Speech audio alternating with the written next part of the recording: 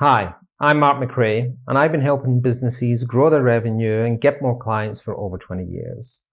And it seems that we are living in very interesting times with the coronavirus and what's happening with the Russians and Saudi oil problem.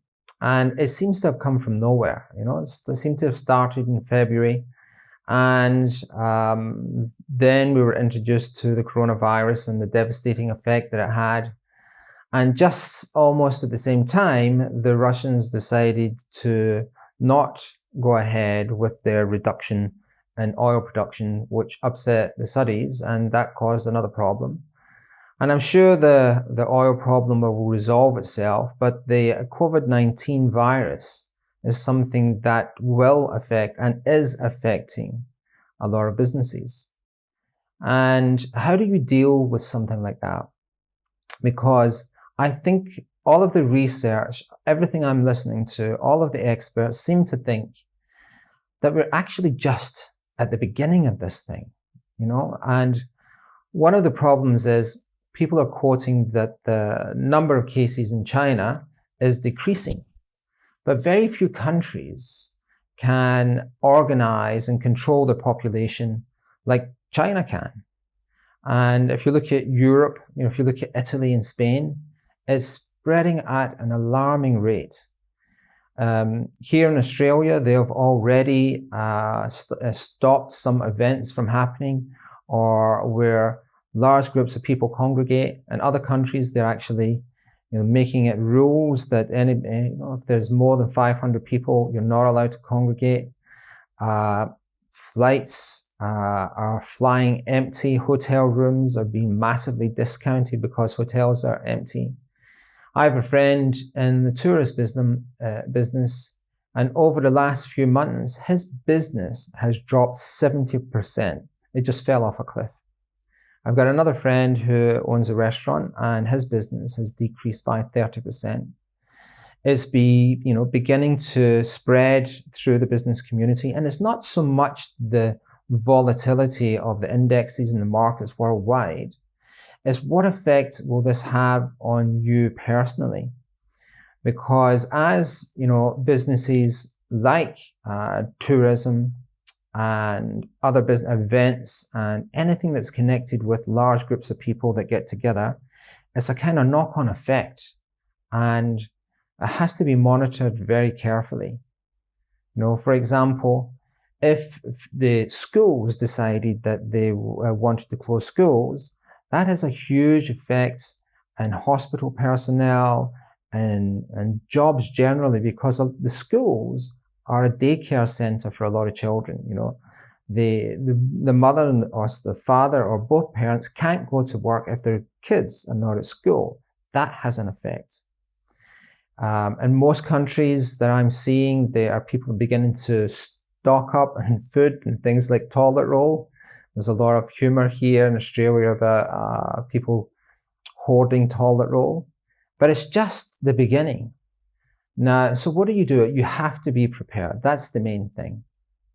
So I would say that if you have a business to begin with that is marginal, if you're in that process where you're not too sure whether you want to close your business or not, before all of this happened, then have what I call an uncle point. So an uncle point is when I was a young kid and I used to wrestle with my brother, whenever we had enough, we used to say uncle. That's the point at which you sort of released each other and you would start again. So in business, if you're in that situation, you have to have an uncle point. You have to have that point at which you say to yourself, this is the line in the sand. And if my cash reserves or if my position gets to that, then I'm out, right? I've seen too many businesses that are overly optimistic, or they wait too long, or they want to see what happens. And the result is they burn through all of the cash, and it takes them a very long time to recover because they don't have that cash. And if they just said that's enough, they would have enough cash to start again. Other businesses, you should have a plan in place to, if you have an offline business and you've got a lot of staff, how can they work from home?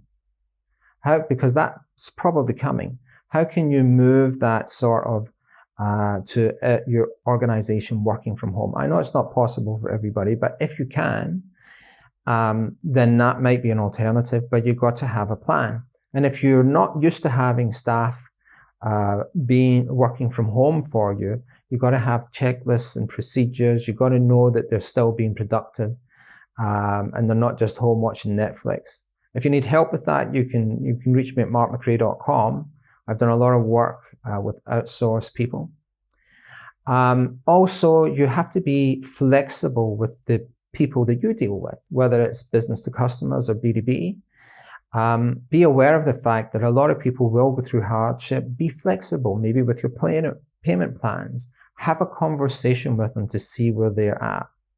There's a saying I heard on the radio here in Australia that said, a punch in the face is better than a stab in the back. And it's so true. It's better to know what's coming than for events to surprise you. It's also an opportunity. If you are in the work at home space at all, or you can move into that, I think there'll be a lot of opportunity there. People are going to realize that, there's a problem coming, and how do they earn an income? Can they earn it from home? There's also an opportunity in when you're buying stock or when you're negotiating. Maybe it's an opportunity to buy more things in, more stock for your business. Everybody's going to be very flexible going forward. It might be a time to get things cheaper. It might even be a time for mergers and acquisitions. This might be a time where other businesses get in trouble, where they've got great assets, where you can acquire them. There's always, whenever there's a disaster, there's always opportunity. But the main thing is to not just wait and see what happens. So if you make that decision, how long will this event last? So what I've read is that a vaccine for this particular virus is about 1.5 years away. And as countries begin to relax their quarantine effects, it actually becomes worse, because then it begins to spread again. So, so how long would it last? Let's say that you had to have a guess between 1 month and 6 months. There's a pretty short period of time. My guess would be it would be well towards the 6-month period. If it does last that long and problems do continue, what kind of effect will it have on your business and the economy at large? My guess would be it wouldn't be good. I can't see it being great. So the alternative is it wouldn't be good. So have those plans in place. I hope that helps. If you do want to have a chat, you can reach me at markmccrae.com.